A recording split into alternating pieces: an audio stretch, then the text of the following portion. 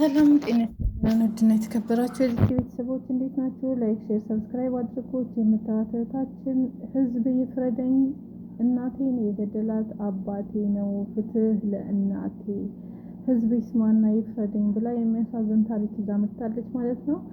በጣም ያሳዝናል ማለት ነው። በአባቷ እናቷን ያጣች ታዳጊ በጣም ልብ የሚሰብር የሚያሳዝን ሁላችሁም ትማሩበታላችሁ። እንዲሁም አዳዲስ መረጃዎች አሉ። መጀመሪያ መረጃውን ሙሉ ላስገባላችሁ። በምክንያት አባቷ የእናቷን ህይወት ነጠቀ የሚለውን አብረን እንስማ። ያጣራው ማለት ነው። ያንን ቀላቅላ በ2 ሊትር ሃይላንድ ጠጣችሁ ማለት ነው።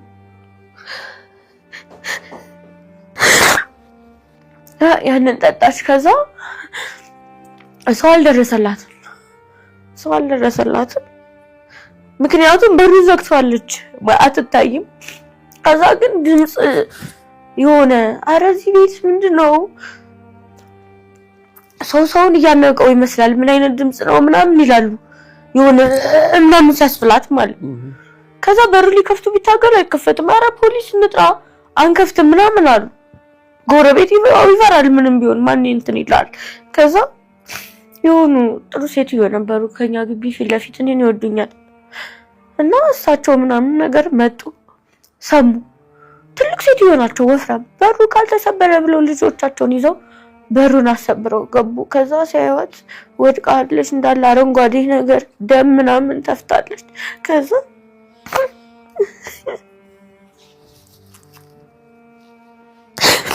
ተፍታለች። ከዛ ጥሬ ወተት አስመጥተው ምናምን ሰጧት። ግን ደም ነው የወጣው። ወተቱን ጠጣው፣ ደም ነው የወጣው። ከዛ ይዘዋት እንትን ወደ ክሊኒክ ጤና ጣቢያ ቤላ ጤና ጣቢያ ይዘዋት ሄዱ ማለት። ከዛ እዛ መታወቂያዋ ደግሞ ቀበሌ 11 ነው የሚለው፣ አይገናኝም ቀበሌው ማለት ነው። ከዛ ሲቀጥል እንደዚህ አይነት ነገር ከፖሊስ ወረቀት ካልተሰጠን ማለት ቀጥታ ሕክምና እርዳታ ውስጥ አንገባም ምናምን አሉ። ቆይቷል ውስጧ ላይ ምናምን ተባለ። ከዛ የካቲት 12 ካርድ ስለነበራት አጎቶቼ የመጣው ምናምን የካቲት 12 ተሸክመዋል ሄዱ ማለት ነው። ከዛ ተከባች ተኛች። በቃ ራሷንም አታውቅም።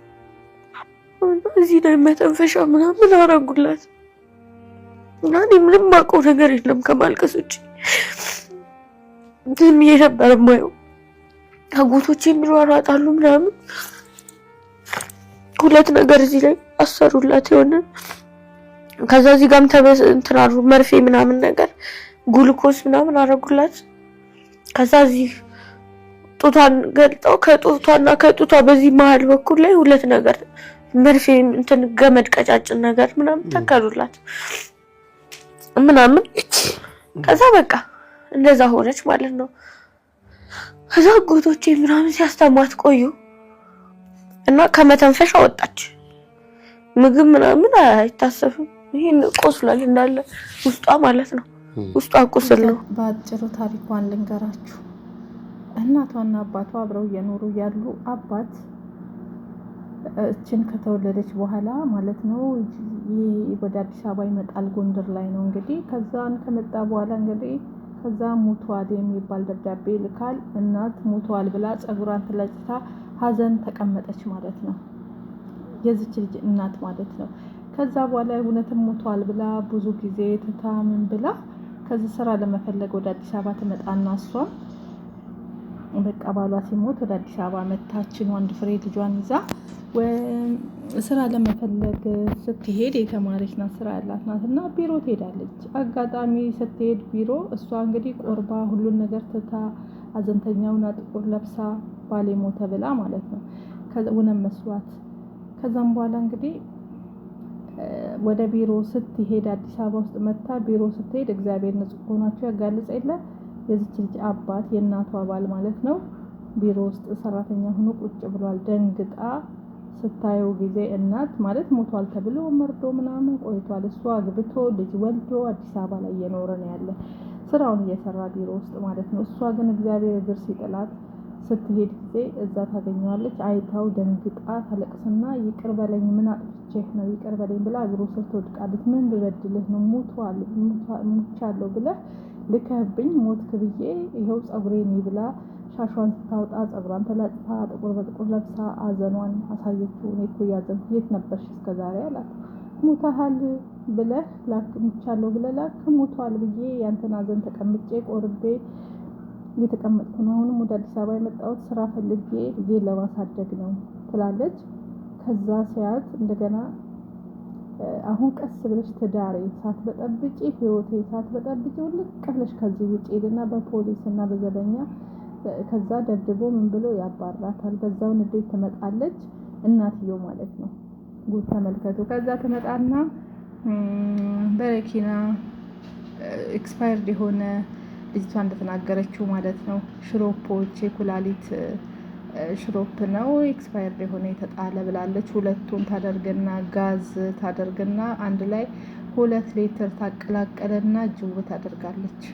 ከዛ በኋላ እዛ ቤት ውስጥ እንግዲህ እንደዛ እንትን ብላ ራሷን ስታምን ብላ ቤቱ ተሰብሮ ሲገባ ጊዜ እናት ሆስፒታል ይወስዷታል። ሆስፒታል ስትሄድ 2 ሰዓት ከቆየች በኋላ አረፋ ደፍቃ ደም ተፍታ ምናምን ከዛ ወደ ሆስፒታል ስትሄድ ጊዜ እቺ እናት ምንም መብቴ እንደሌለው ሆስፒታል ይነግሯታል። ሁሉም በቃ ውስጧ ነገር ተቆራርጧል አጥንቷ ሳይቀር ማለት ነው። ከዛ በቃ በቱቦ ምናምን ባንገቷ በምኗ ገባብቶ በጡቷ ስር ልጅቷ እንዳለችው እንደዛ ያለች መጨረሻም ላይ 5 ወር ከታመመች በኋላ ሆስፒታል ጎንደር ሆስፒታል ቤተሰቦቿ ወሰዷት።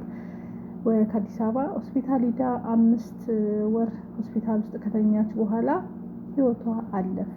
ግን እናት ትንሽ ከተሻለች በኋላ ታሪኳን ሁሉ በሱ ምክንያት ህይወቷ እንደሚያልፉ ይሄ ሁሉ ነገር በሱ ምክንያት እንደሆነ ታሪኩን ለልጅቷ ነግራታለች። እቺ ልጅ ደግሞ ከዛ ታሪክ ነውና ይሄ ሁሉ በወንድ ምክንያት ነውና ከዚህ ተማሩ። ለወንድ ብላችሁ የምትወስኑት ለወንድ ብላችሁ እናንተ መጥፎ ነገር በራሳችሁ ላይ የምታደርጉ ብዙ ነገር የምታደርጉ ከዚች እናት መማር አለባችሁ። በጣም ያስተምራል ታሪኳ ላችሁ ሰዎች ማለት ነው። እኔ ስለገባበት ሪከርድ ማድረግ አልችልም። አሁን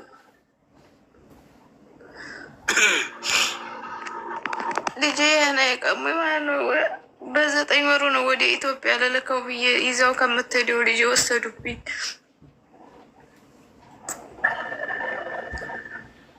አብራሪና ወደ ወሰዱብኝ ነገሪያቸው እሑድ ከሷ ወሰዱ። እኔ ሰኞ እጄን ሰጠውኝ። ልጁ የኔ ነው የአረብ ልጅ አይደለም፣ ከፈለጋችሁ ዲኤንኤ አድርጉ አልኳቸው።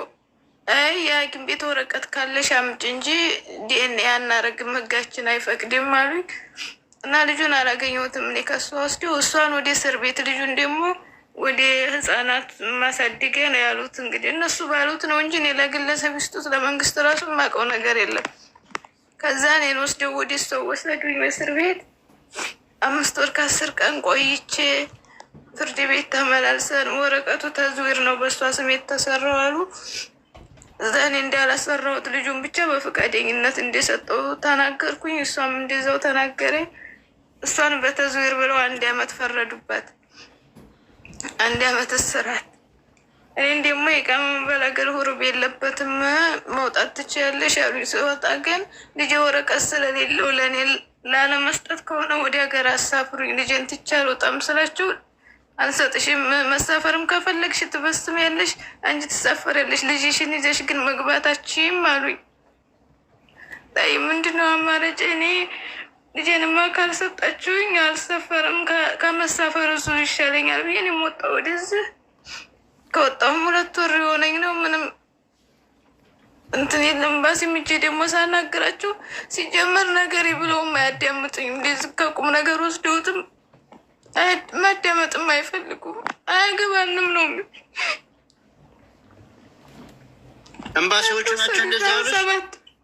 ኤምባሲዎቹ አያገባንም ነው የሚሉት። እነሱ ጋር ነው ልጅቱ ዲት ኤምባሲውን ያሰራየው በእነሱ ባስ ነው የሚከደው። እዛ በስማ የሚሰጠው ልጁን እንዲወሰዱት ያውቃሉ ጠንቅቀው፣ ጉዳዩን ያውቁታል። ግን ሊያግዙኝ አልፈለጉም። ሲወስዱ 9 ወሩ ነው። አሁን ከወሰዱ 7 ወር አመት ከ4 ወር ሆነው። አባቱሳ አባቱ ተይዞ ኢትዮጵያ ሄዷል። ኢቃማ ስላልነበር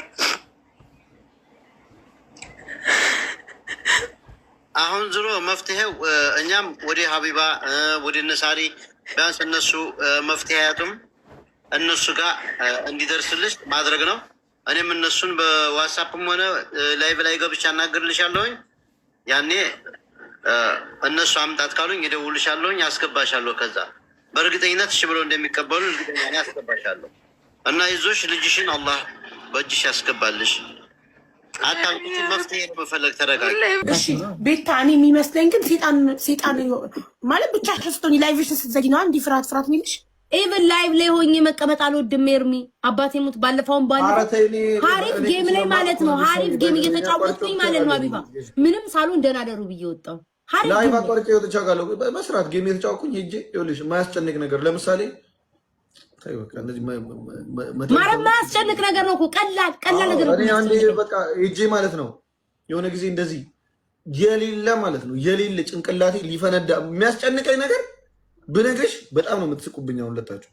ከዛ ሄድኩኝና እዛ አዲስ አበባ ነበርኩኝና ቦሌ መድኃኒዓለም ሳልፍ እዛው ድፍት አልኩኝ በሩ ላይ ሄጄ ማለት ነው። የምሬን ነው። እንደዚህ ድፍት ብዬ ስነሳ ብድግ ስል በቃ የለም በሰዓቱ። ከዛ ቆይቶ ግን ይመጣል ባይዘው ይቆይና ማለት ነው ተውኩት እያልኩኝ በቃ ተውኩት እንደዚህ ያልኩ። አይምሮሽ ውስጥ ደግሞ መፍትሄ ታበጃለሽ ለዛ ከዛ ከመጥፎ ከፍርሃቱ ከምናምኑ ለማምለጥ ማለት ነው መፍትሄ የሆነ ነገር መፍትሄም ብሎሽ ራሱ የምታመጪው ነገር በጣም ነው የሚያስ ልጁም ሲናገር ገብቷል ያለው ቃል በቃል ምንድን ነው? ጆከር ከጎኔ ነበር ከመጀመሪያ ጀምሮ። ስትነጋገርም ጠንከር ያለ ሀሳብ ያላቸው እውነት ያላቸው ሰው በተነጋገር ቴንኪ። ለማንኛውም መልካም ጊዜ። ያ ስለዚህ ለልጅቷ መሴጅ ትችላታለሁ። ልጅቷን የምታውቋት ሰዎች ነይ ግቢ በሏት የምትችል ከሆነ ወይም ደግሞ ሌላ ጊዜ ቀጠሮ ይዘን እንገባለን። ያንተ ስም በዛ ደረጃ እንዲጠፋ የተፈለገው ለምንድን ነው? ፍቄ ለምንድን ነው? ሳራም በዚህ ጉዳይ ነፃ እንደሆነች ነው የተናገረው። የምታውቀው ነገር የለም። እኔ ስታግዘኝ ነበር፣ ከጎኔ ነበረች ነው ያለው ይሄ ሰው። ስለዚህ ሳራም በዚህ ጉዳይ የለችበትም። አሁን የምንሄደው ወደ ማን ነው?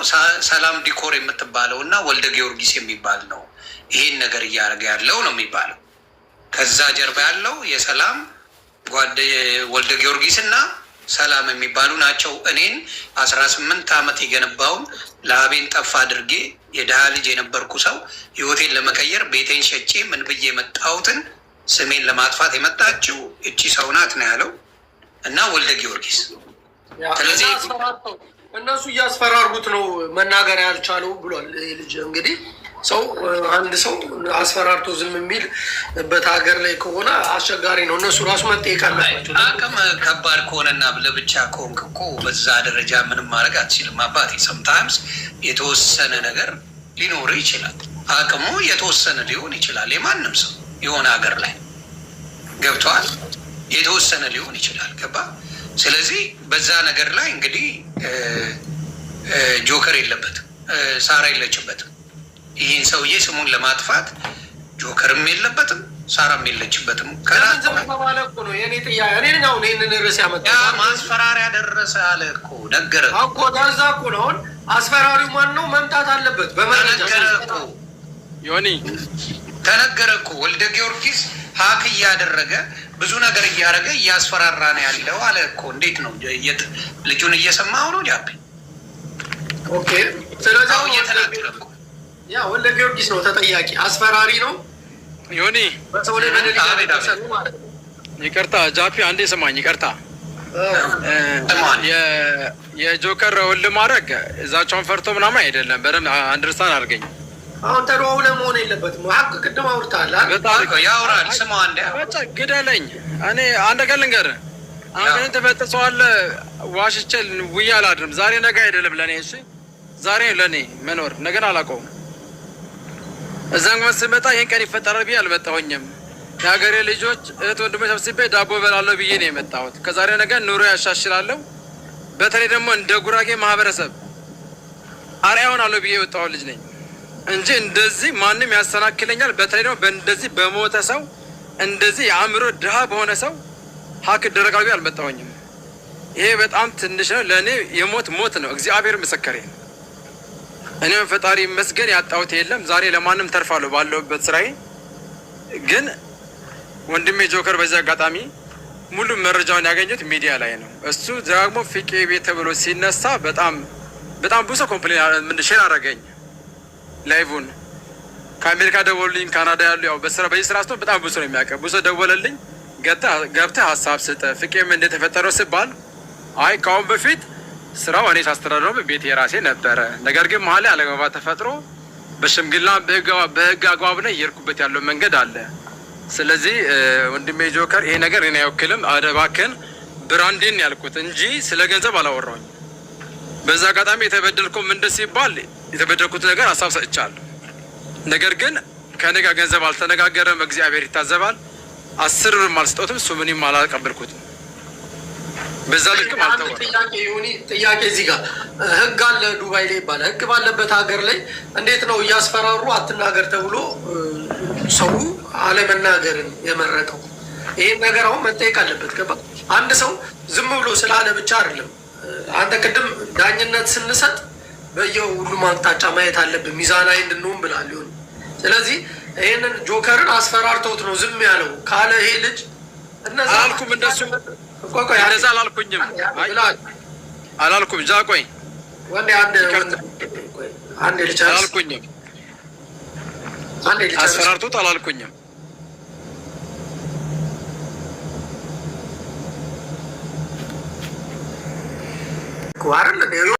ዛቻ ይደርስበታል ያልኩ፣ ዛቻ ይደርስበታል ግን በዛ ቀረ አላልኩም እኮ። ለዛ እኮ ነው አሁን እኮ እኔ ጥያቄ እኮ ነው ወንድሜ፣ አዳምጠኝ። እኔ ጥያቄ ጉዳዩ እኮ የጆከር አይደለም አባቴ፣ ጉዳዩ ስለ ጆከር አይደለም የማወራው። እነዚህ የሚያስፈራሩት አካሎች ምን ስለሆኑ ነው የሚያስፈራሩት? ይሁን ሀክ እያደረገ እያስፈራራ ያለው ዋናው ወልደ ጊዮርጊስ ነው ብሎ ተናገረ እኮ።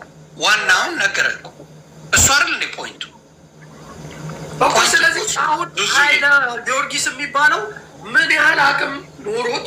አቅም አለው ምንድን ነው? ምን ያህል አቅም አለው ማለት ነው አይደል? ህግ አለ ይላሉ ዱባይ ላይ ህግ አለ ምናምን። አዎ ቢኖርም አልኩ እኮ አንዳንዴ ወረቀት ከሌለ ምን ከሌለ ብዙ ነገሮችን ሊያበላሹ ይችላል። ኢቭን ወረቀት ቢኖር ነገሮች ሊበላሹ ይችላሉ። አባ ይህንማ ማመን አለ። ስለዚህ አሁን የልጁን የታፈነውን ድምፅ መስማቱ ተገቢ ነው ብዬ አስባለሁ። ስለዚህ ምንድን ነው ሴራውን ያሴሩበት? እኔ ማወቅ የምፈልገው ምንድን ነው? አሁን እኮ ብዙ ቦታ እንድንሄድ አደረከን ጃቤ። ማለት ያለብን ምንድን ነው? አንተን ከዛ ነገር ላይ ለማስወጣት የተፈለገበት ትልቁ ምክንያት ምንድን ነው? ፍቄ እሱን ንገረኝ። ትልቁ እሺ ወንድሜ አመሰግናለሁ። ምንድን ነው የዚህ ታርጌት እኔ የገባኝ መጀመሪያ እህቴ ትመጣና ኢትዮጵያ ላይ ዱባይ ላይ በጣም ትልቅ ከሁሉም ሀበሻ ሬስቶራንት የሚበልጥ ቤት አለኝ መሸጥ ፈልጋለሁ ብላኝ በጣም በመቀረባቸው ወዳጆች ታናግረኛለች። ስታናግረኝ በዛ መሰረት አወራን፣ ተግባባን። ከዛ ዱባይ ምንዶች አላቅም እንኳን ዱባይ ናለ ከአዲስ አበባ አላቅም እኔ። ከዛ ተነስቼ ዱባይ ሄጄ አየኋት። ሳይ አየሁኝ ሀበሻ ሬስቶራንቶች አያቸው በድፍረት የሚሰሩ እንጂ ልምድ ያሉ ሰው አላየሁኝም። ሆነ ለመናገር ይሄ ማውራ እንደ ቢዝነስ ነው እንጂ ደረጃ እየሰጠኋቸው አይደለም። ከዛ ገብቼ ባሌ ሙያ ብሰራ ብዬ ራሴን ሳሳምን ተግባባን። 80 ሚሊዮን ብር ኢትዮጵያ ብር ቤቶች ሽጠችልኝ። ኢትዮጵያ 80 ሚሊዮን ብር ያ ማለት 2 ሚሊዮን ድርሃም ማለት ነው። ይሄን 1000 ጊዜ በስራ ፊት ተናግራኛለች፣ መስክራለኛለች፣ ቃል ገብታ አውርታለች 1000 ጊዜ። ይሄ ስናደርግ ደግሞ ሀገሪቷን ስለማላቅ ምን እንደምትረጀኝ ሀገር አናቅም፣ እንዴት እንደሆነ አሰራሩ አናቅም። ስለዚህ ምን እንደምታደርጊልን ስላት እሺ ፍቄ ለ6 ወር በማኔጀርት በሌላም በኦፊስ ስራዎችም እያገዝኩ አብሬ እሰራለሁ። ለ6 ወር አገዝሃለሁ። ከዛ ግን ኢትዮጵያ ላይ ማጣራው ባንክ የለም፣ ማጣራው ጀነራል፣ ማጣራው ሚኒስተር የለም። ስራ አለኝ ትላለች። እግዚአብሔር ምስክሬ ነው። እንዲህ ስትለን ያው የኔ ዓላማ ምንድን ነው? ከዛሬ ነገ በቃ ይሆናል መድረስ ስራ ማወቅ። ከዛ ስራ ደግሞ ስገባ ብዙ ሰው ታውቃለህ፣ ነገ ለተሻለ ነገር እድል ይኖርሃል በሚል ራሴን አዘጋጅኝ። ተስማማን። በዛ አጋጣሚ 24 ወሮ በተናገርነው መሰረት ጨረስን። ቀብድ ከፈልኩኝ። ለአባቱ 18 ሚሊዮን ብር አስገባሁኝ አካውንቱ ላይ ቀብድ። መጀመሪያ ካሽ አልነበረን በሰዓቱ። ያው እንዳየው ትንሽ የመሬት ሁኔታ እንደ ኢትዮጵያ ትንሽ ቆሞ ነበርና መሬትም አይሸጥም፣ ምንም ማድረግ አችልም።